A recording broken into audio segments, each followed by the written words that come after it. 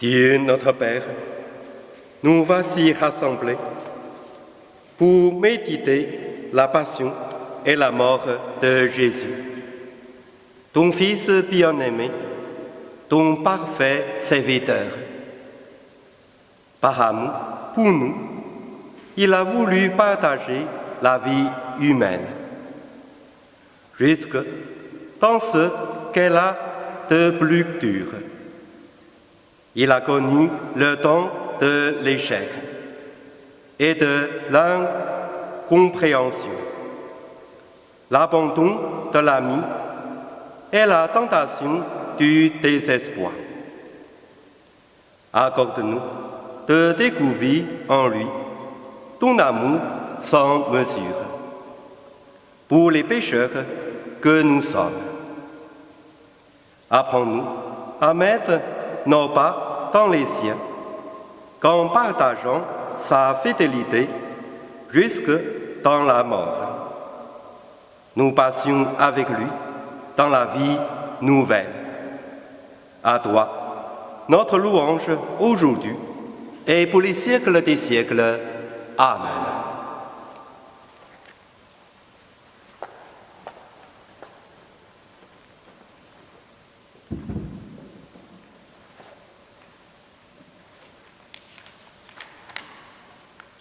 Lecture du livre d'Isaïe. Mon serviteur réussira, dit le Seigneur. Il montera, il s'élèvera, il sera exalté. La multitude avait été consternée en le voyant, car il était si défiguré qu'il ne ressemblait plus à un homme. Il n'avait plus l'aspect d'un fils d'Adam. Et voici qu'il consacrera une multitude de nations. Devant lui, les rois resteront bouche bée, car ils verront ce qu'on ne leur avait jamais dit. Ils découvriront ce dont ils n'avaient jamais entendu parler. Qui aurait cru ce que nous avons entendu? À qui la puissance du Seigneur a-t-elle été ainsi révélée? Devant Dieu, le serviteur a poussé comme une plante chétive, enraciné dans une terre aride. Il n'était ni beau, ni brillant pour attirer nos regards. Son extérieur n'avait rien pour nous plaire.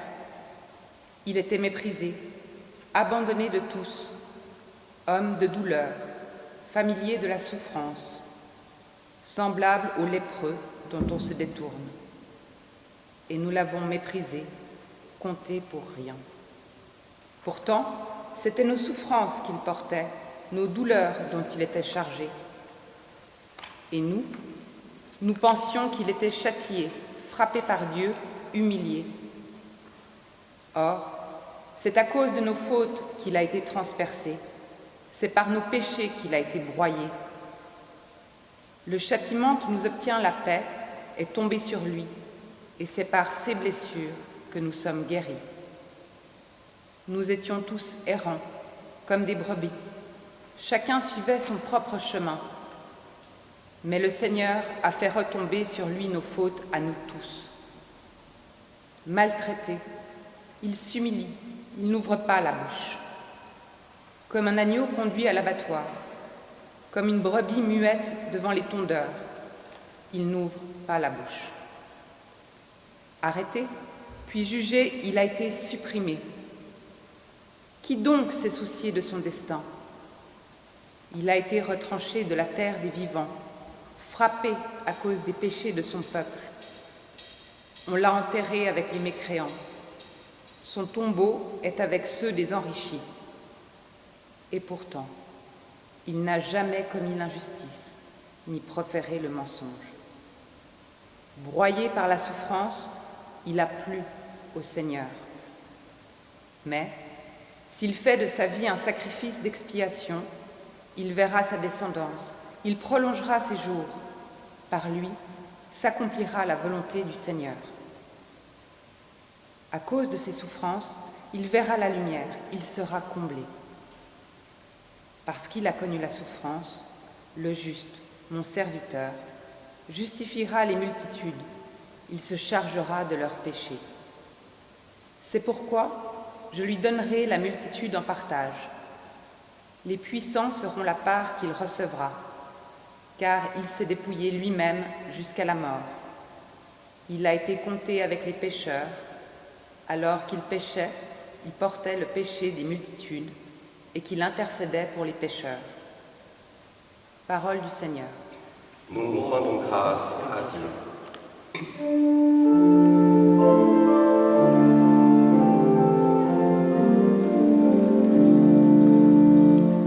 Ô Père, en tes mains, je remets mon esprit. En toi, Seigneur, j'ai mon refuge. Garde-moi d'être humilié pour toujours. En tes mains, je remets mon esprit.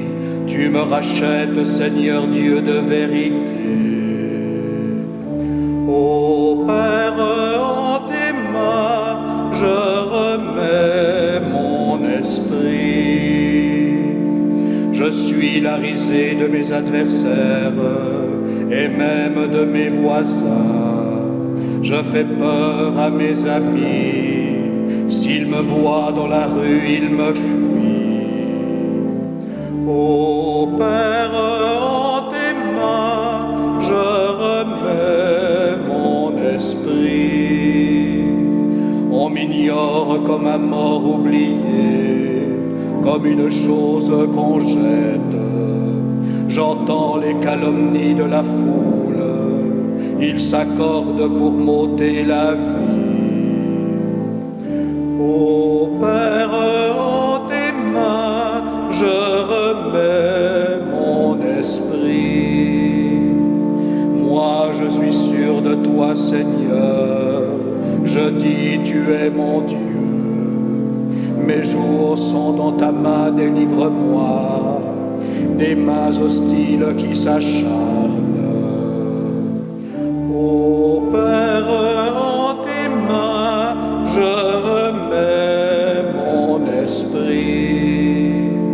Sur ton serviteur que s'illumine ta face, sauve-moi par ton amour. Soyez forts, prenez courage, vous tous qui espérez le Seigneur.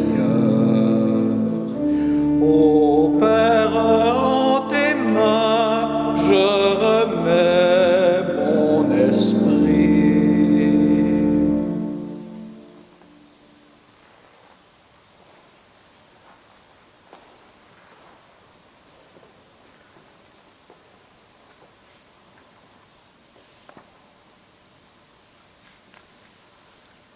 Lecture de la lettre aux Hébreux. Frères, en Jésus, le Fils de Dieu, nous avons le grand prêtre par excellence, celui qui a pénétré au-delà des cieux. Tenons donc ferme l'affirmation de notre foi. En effet, le grand prêtre que nous avons n'est pas incapable, lui, de partager nos faiblesses. En toutes choses, il a connu l'épreuve comme nous, et il n'a pas péché. Avançons-nous donc avec pleine assurance vers le Dieu Tout-Puissant qui fait grâce, pour obtenir miséricorde et recevoir en temps voulu la grâce de son secours. Le Christ, pendant les jours de sa vie mortelle, a présenté avec un grand cri et dans les larmes sa prière et sa supplication à Dieu qui pouvait le sauver de la mort. Et parce qu'il s'est soumis en tout, il a été exaucé. Bien qu'il soit le Fils, il a pourtant appris l'obéissance par les souffrances de sa passion. Et ainsi, conduit à sa perfection, il est devenu pour tous ceux qui lui obéissent la cause du salut éternel.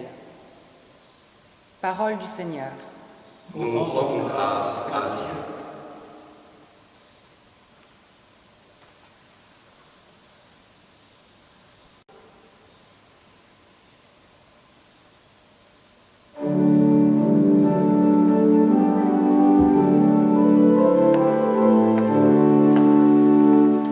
Gloire au Christ, parole éternelle du Dieu vivant. Gloire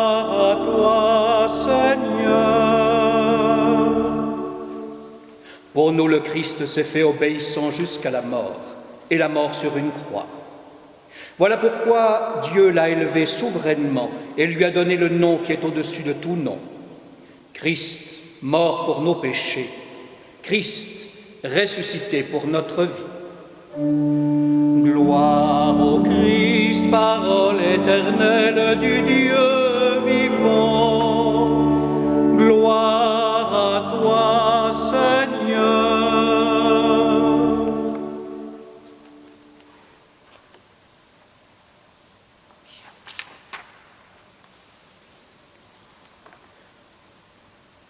La passion de notre Seigneur Jésus-Christ selon saint Jean. En ce temps-là, après le repas, Jésus sortit avec ses disciples et traversa le torrent du Cédron. Il y avait là un jardin dans lequel il entra avec ses disciples. Judas, qui le livrait, connaissait l'endroit lui aussi, car Jésus et ses disciples s'y étaient souvent réunis. Judas, avec un détachement de soldats ainsi que des gardes envoyés par les grands prêtres et les pharisiens, arrive à cet endroit. Ils avaient des lanternes, des torches et des armes. Alors Jésus, sachant tout ce qui allait lui arriver, s'avança et leur dit : « Qui cherchez-vous ? » Ils lui répondirent : « Jésus le Nazaréen. » Il leur dit : « C'est moi, je le suis. » Judas, qui le livrait, se tenait avec eux. Quand Jésus leur répondit : « C'est moi, je le suis », ils reculèrent et ils tombèrent à terre. Il leur demanda de nouveau : « Qui cherchez-vous ? » Ils dirent : « Jésus le Nazaréen. » Jésus répondit : « Je vous l'ai dit, c'est moi, je le suis. Si c'est bien moi que vous cherchez, cela, laissez-les parler. » Ainsi s'accomplissait la parole qu'il avait dite : « Je n'ai perdu aucun de ceux que tu m'as donnés. » Or Simon-Pierre avait une épée. Il la tira, frappa le serviteur du grand prêtre et lui coupa l'oreille droite. Le nom de ce serviteur était Malchus. Jésus dit à Pierre : « Remets ton épée au fourreau.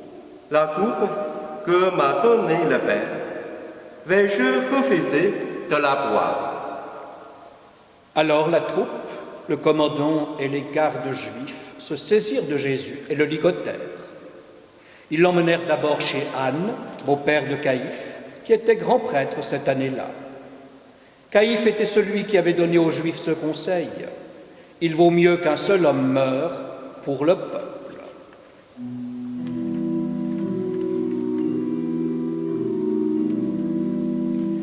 Au cœur de nos détresses, au cri de nos douleurs, c'est toi qui souffres sur nos croix et nous passons sans te voir.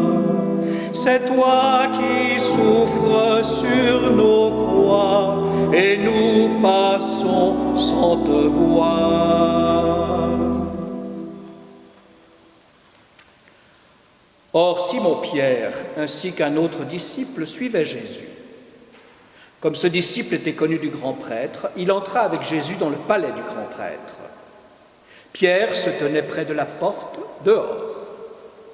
Alors l'autre disciple, celui qui était connu du grand prêtre, sortit, dit un mot à la servante qui gardait la porte et fit entrer Pierre. Cette jeune servante dit alors à Pierre : « N'es-tu pas, toi aussi, l'un des disciples de cet homme ? » Il répondit : « Non, je ne le suis pas. » Les serviteurs et les gardes se tenaient là. Comme il faisait froid, ils avaient fait un feu de braise pour se réchauffer. Pierre était avec eux, en train de se chauffer. Le grand prêtre interrogea Jésus sur ses disciples et sur son enseignement. Jésus leur répondit : « Moi, j'ai parlé au monde ouvertement. J'ai toujours enseigné à la synagogue et dans le temple, là où tous les Juifs se réunissent. Et je n'ai jamais parlé en cachette. Pourquoi m'interroges-tu ? Ce que je leur est dit, demande-le à ceux qui m'ont entendu. Eux savent ce que j'ai dit. À ces mots, un des gardes qui était à côté de Jésus lui donna une gifle en disant « C'est ainsi que tu réponds au grand prêtre ?» Jésus lui répliqua « Si j'ai mal parlé, montre ce que j'ai dit de mal. Mais si j'ai bien parlé, pourquoi me frappes-tu » Anne l'envoya toujours ligoter au grand prêtre Caïphe. Simon-Pierre était donc en train de se chauffer. On lui dit « N'es-tu pas, toi aussi, l'un de ses disciples ?» Pierre le nia et dit « Non, je ne le suis pas. » Un des serviteurs du grand prêtre, parent de celui à qui Pierre avait coupé l'oreille, insista. « Est-ce que moi, je ne t'ai pas vu dans le jardin avec lui ?» Encore une fois, Pierre le nia, et aussitôt un coq chanta. Alors on emmène Jésus de chez Caïphe au prétoire. C'était le matin. Ceux qui l'avaient amené n'entrèrent pas dans le prétoire pour éviter une souillure et pouvoir manger l'agneau pascal. Pilate sortit donc à leur rencontre et demanda « Quelle accusation portez-vous contre cet homme ?» Ils lui répondirent « S'il n'était pas un malfaiteur, nous ne t'aurions pas livré cet homme. » Pilate leur dit « Prenez-le vous-même et jugez-le selon votre loi. » Les Juifs lui dirent « Nous n'avons pas le droit de mettre quelqu'un à mort. » Ainsi s'accomplissait la parole que Jésus avait dite pour signifier de quel genre de mort il allait mourir. Alors Pilate rentra dans le prétoire. Il appela Jésus et lui dit « Es-tu le roi des Juifs ?» Jésus lui demanda « Dis-tu cela de toi-même, ou bien d'autres te l'ont dit à mon sujet ?» Pilate répondit « Est-ce que je suis juif, moi ? Ta nation et les grands prêtres t'ont livré à moi. Qu'as-tu donc fait ?» Jésus déclara « Ma royauté n'est pas de ce monde.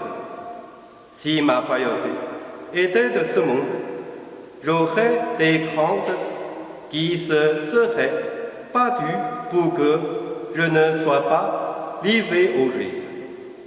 En fait, ma royauté n'est pas d'ici. » Pilate lui dit « Alors, tu es roi ?»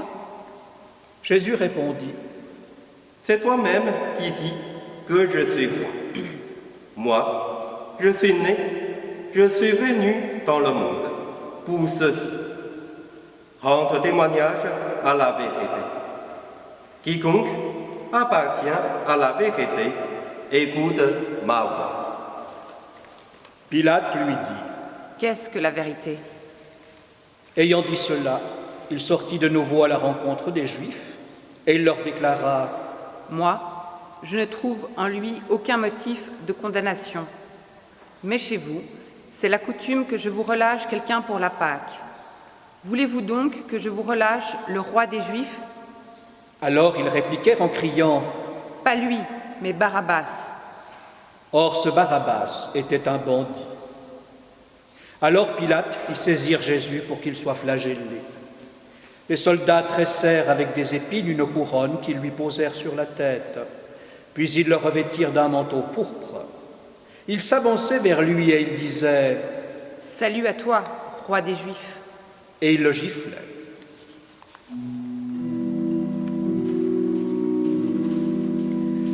Au vent de nos tempêtes, au souffle des grands froids, c'est toi qui doutes sur nos croix et nous passons sans te voir. C'est toi qui doutes sur nos croix et nous passons sans te voir. Pilate de nouveau sortit dehors et leur dit « Voyez, je vous l'amène dehors pour que vous sachiez que je ne trouve en lui aucun motif de condamnation. » Jésus donc sortit dehors, portant la couronne d'épines et le manteau pourpre. Et Pilate leur déclara « Voici l'homme. » Quand ils le virent, les grands prêtres et les gardes se mirent à crier. « Crucifie-le, crucifie-le !» Pilate leur dit, « Prenez-le vous-même et crucifiez-le. Moi, je ne trouve en lui aucun motif de condamnation. » Ils lui répondirent, « Nous avons une loi, et suivant la loi, il doit mourir, parce qu'il s'est fait fils de Dieu. » Quand Pilate entendit ces paroles, il redoubla de crainte. Il rentra dans le prétoire et dit à Jésus, « D'où es-tu » Jésus ne lui fit aucune réponse. Pilate lui dit alors, « Tu refuses de me parler à moi ? Ne sais-tu pas que j'ai pouvoir de te relâcher et pouvoir de te crucifier ?» Jésus répondit, « Tu n'auras aucun pouvoir sur moi, si tu ne l'avais reçu d'en haut. C'est pourquoi celui qui m'a livré à toi porte un péché plus grand. » Dès lors, Pilate cherchait à le relâcher, mais des Juifs se mirent à crier. « Si tu le relâches, tu n'es pas un ami de l'empereur. Quiconque se fait roi s'oppose à l'empereur. » En entendant ces paroles, Pilate amena Jésus au dehors. Il le fit asseoir sur une estrade au lieu dit d'allage, en hébreu Gabbatha. C'était le jour de la préparation de la Pâque, vers la 6e heure, environ midi. Pilate dit aux Juifs, « Voici votre roi. » Alors ils crièrent, « À mort, crucifie-le. » Pilate leur dit, « Vais-je crucifier votre roi ?» Les grands prêtres répondirent, « Nous n'avons pas d'autre roi que l'empereur. » Alors il leur livra Jésus pour qu'il soit crucifié. Ils se saisirent de Jésus.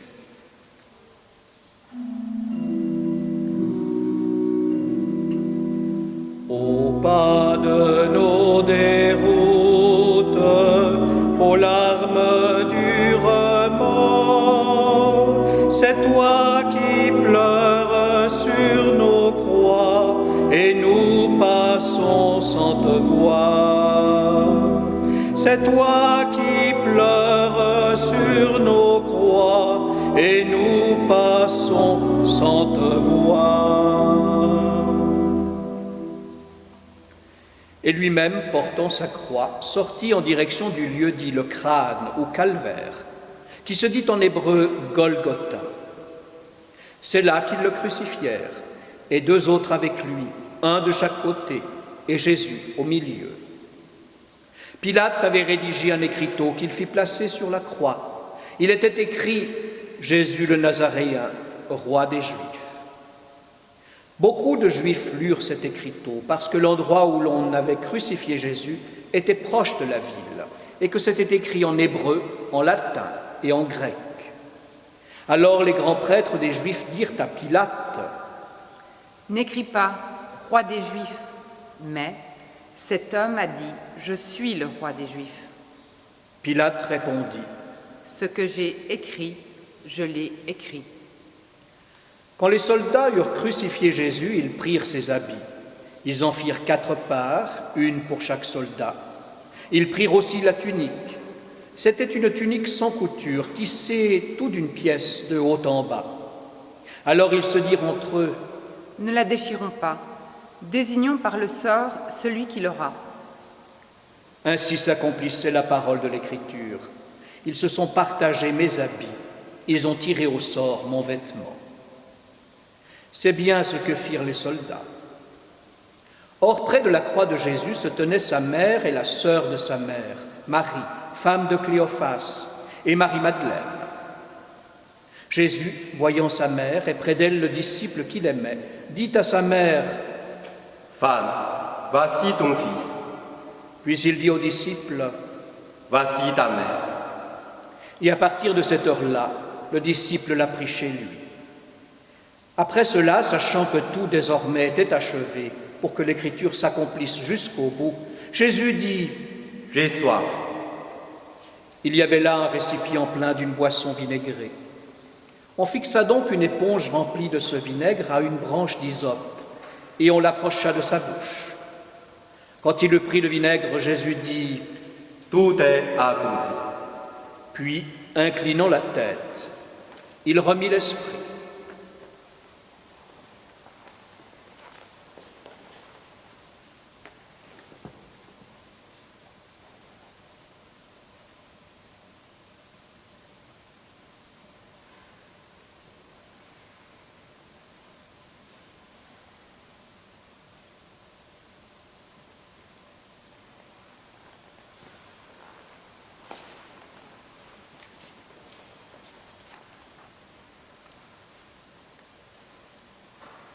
Comme c'était le jour de la préparation, c'est-à-dire le vendredi, il ne fallait pas laisser les corps en croix durant le sabbat, d'autant plus que ce sabbat était le grand jour de la Pâque. Aussi les Juifs demandèrent à Pilate qu'on enlève les corps après leur avoir brisé les jambes. Les soldats allèrent donc briser les jambes du premier, puis de l'autre homme crucifié avec Jésus. Quand ils arrivèrent à Jésus, voyant qu'il était déjà mort, ils ne lui brisèrent pas les jambes, mais un des soldats, avec sa lance, lui perça le côté. Et aussitôt il en sortit du sang et de l'eau. Celui qui a vu rend témoignage, et son témoignage est véridique. Et celui-là sait qu'il dit vrai, afin que vous aussi vous croyiez. Cela en effet arriva pour que s'accomplisse l'Écriture. Aucun de ces os ne sera brisé. Un autre passage de l'Écriture dit encore: ils lèveront les yeux vers celui qu'ils ont transpercé. Après cela, Joseph d'Arimathie, qui était disciple de Jésus, mais en secret, par crainte des Juifs, demanda à Pilate de pouvoir enlever le corps de Jésus. Et Pilate le permit. Joseph vint donc enlever le corps de Jésus. Nicodème, celui qui au début était venu trouver Jésus pendant la nuit, vint lui aussi. Il apportait un mélange de myrrhe et d'aloès pesant environ 100 livres. Ils prirent donc le corps de Jésus, qu'ils lièrent de linge, en employant les aromates selon la coutume juive d'ensevelir les morts. À l'endroit où Jésus avait été crucifié, il y avait un jardin, et dans ce jardin, un tombeau neuf, dans lequel on n'avait encore déposé personne. À cause de la préparation de la Pâque juive, et comme ce tombeau était proche, c'est là qu'ils déposèrent Jésus.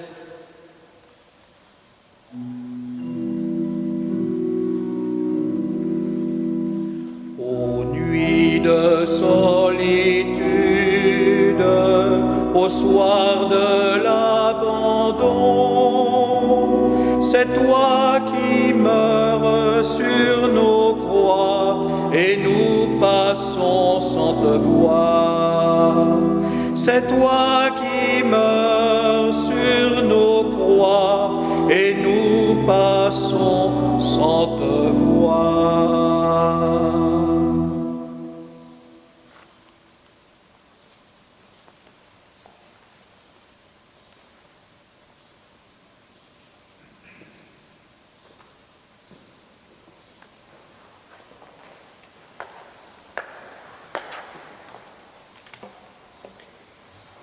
Ce vendredi saint nous révèle un Dieu qui nous aime sans mesure. Il n'a pas refusé son Fils unique. Il a livré pour sauver tous les hommes. Bien sûr, il n'a pas voulu qu'il meure ainsi. Il a simplement voulu qu'il nous aime comme lui, le Père nous aime. Le Christ nous a aimés jusqu'à mourir sur une croix. Dans sa passion, c'est l'amour du Père qui est à l'œuvre. C'est la réussite du projet de Dieu annoncé dans la première lecture. Mon serviteur réussira. À première vue, cette réussite n'est pas très évidente. En effet, nous voyons une foule qui rejette Jésus. Puis, il y a la croix, la mort atroce réservée aux esclaves.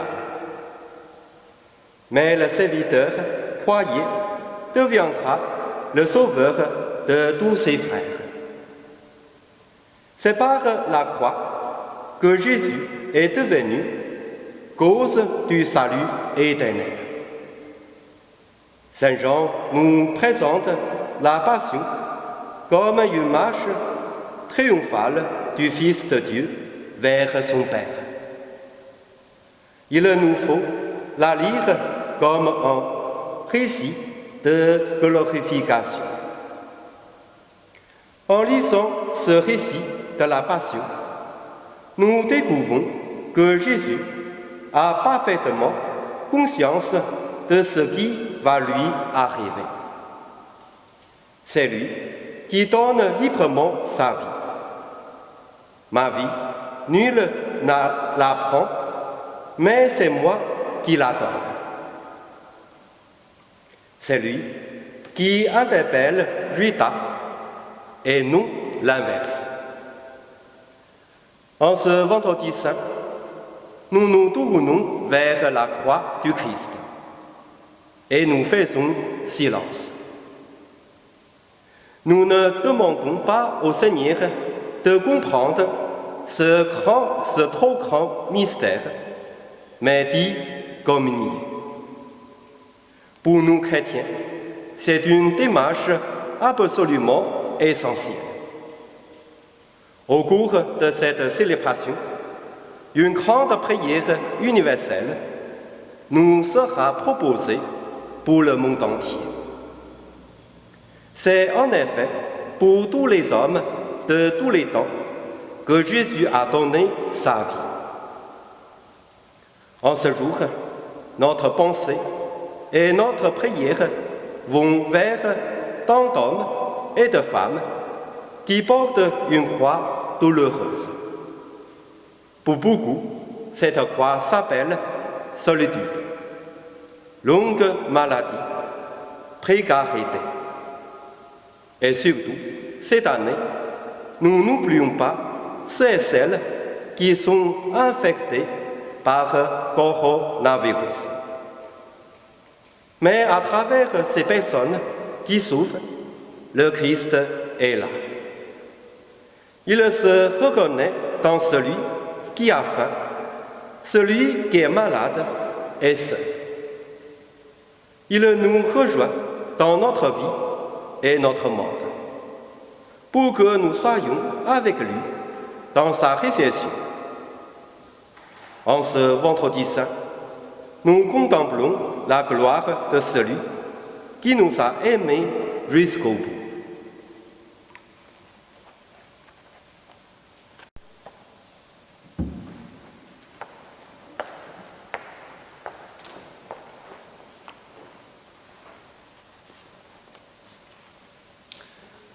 En ce jour où nous faisons mémoire de la passion de notre Sauveur, prions avec confiance celui dont l'amour est vainqueur de tout mal. Prions pour la Sainte Église de Dieu, que le Christ lui donne la paix et l'unité et la garde inébranlable dans la foi pour proclamer le nom du Père.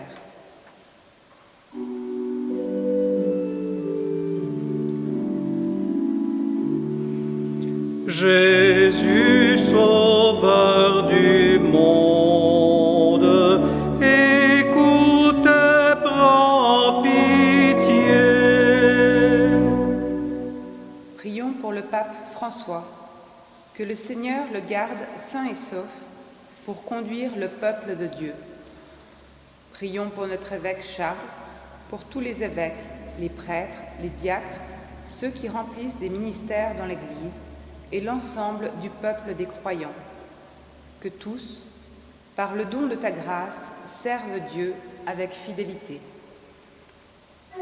Jésus, sauveur du monde, écoute et prends pitié.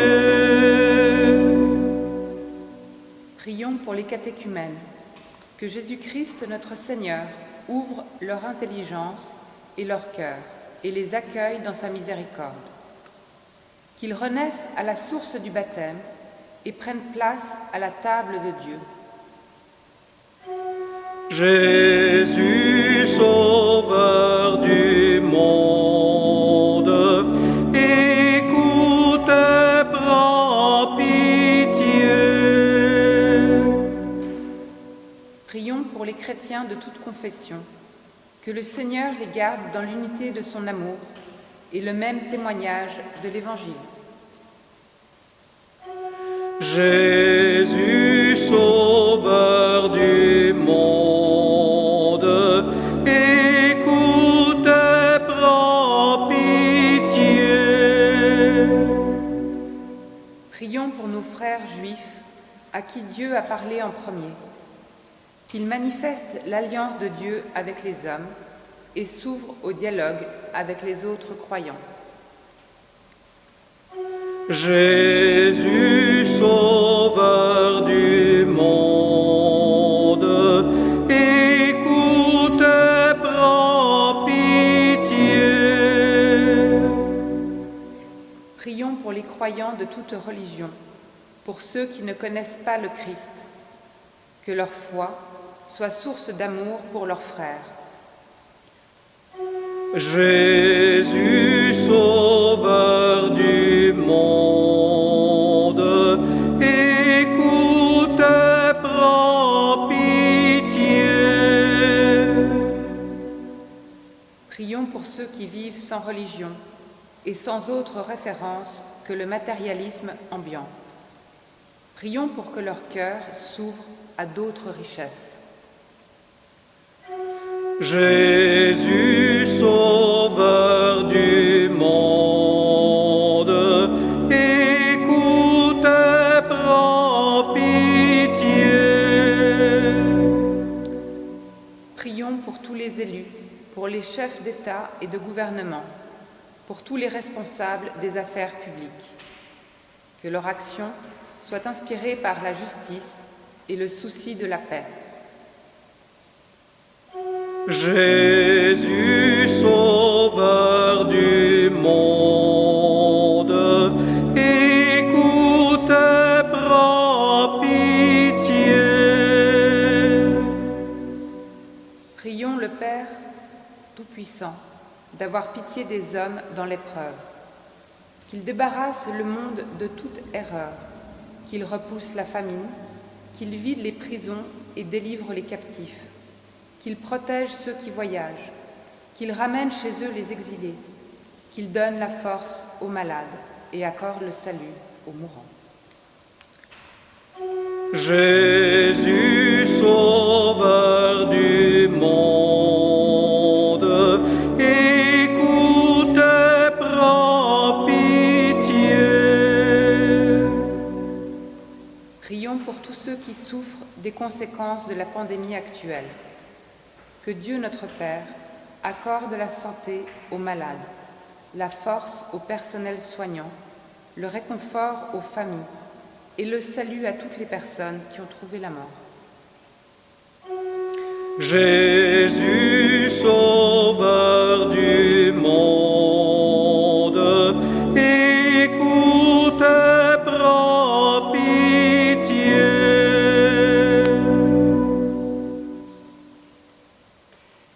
Dieu éternel et tout-puissant, consolation des affligés, force de ceux qui peinent, entends les prières des hommes qui t'appellent, quelle que soit leur souffrance, qu'ils aient la joie de trouver dans leur détresse le secours de ta miséricorde. Par Jésus, le Christ, notre Seigneur. Amen.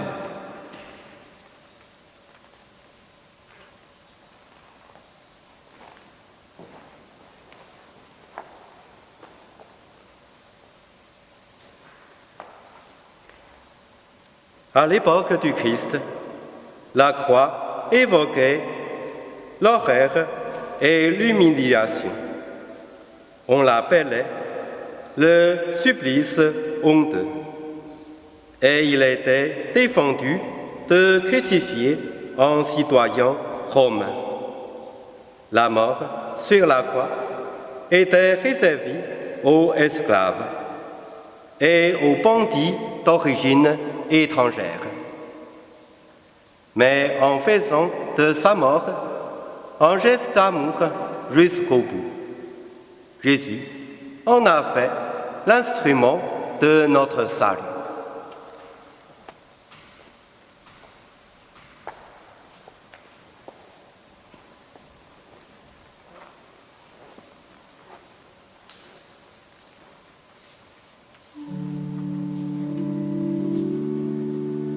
Voici le bois de la croix qui a porté le salut du monde. Venez, adorons.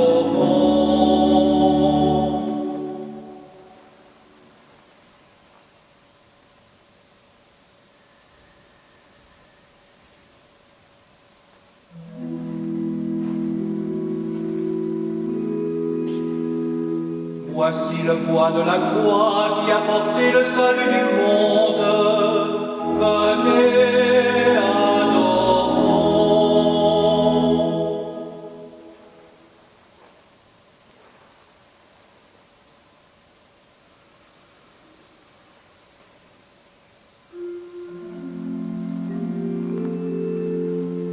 Voici le bois de la croix qui a porté le salut du monde.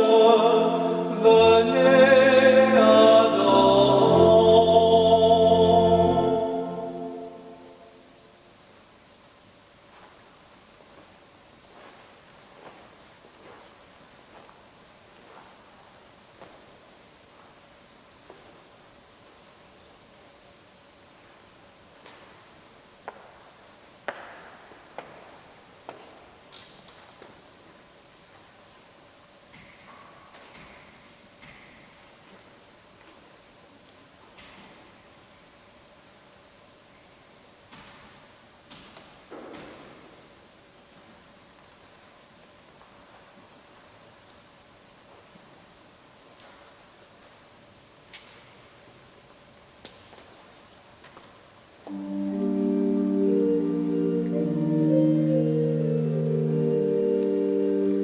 Aux croix dressées sur le monde, aux croix de Jésus-Christ, aux croix dressées sur le monde, aux croix de Jésus-Christ, fleuve dans l'eau féconde, du cœur ouvert a jailli, par toi la vie surabonde, aux croix de Jésus-Christ, aux croix, sagesse suprême, aux croix de Jésus-Christ, aux croix, sagesse suprême, aux croix de Jésus-Christ, le Fils de Dieu lui-même, jusqu'à la mort obéit. Ton dénuement est extrême, aux croix de Jésus-Christ, aux croix, victoire éclatante, aux croix de Jésus-Christ, aux croix, victoire éclatante, aux croix de Jésus-Christ, tu jugeras le monde au jour que Dieu s'est choisi. Croix à jamais triomphante, aux croix de Jésus-Christ.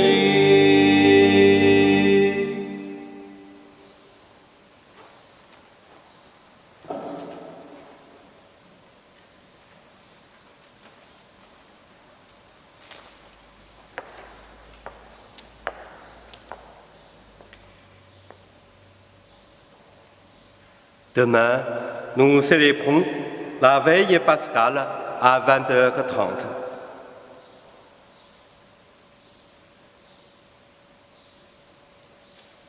Que ta bénédiction, Seigneur, descende en abondance sur ton peuple, qui a célébré la mort de ton Fils, dans l'espérance de sa propre résurrection.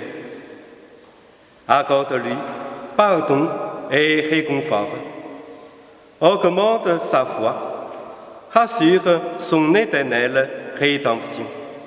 Par Jésus, le Christ, notre Seigneur. Amen. Amen.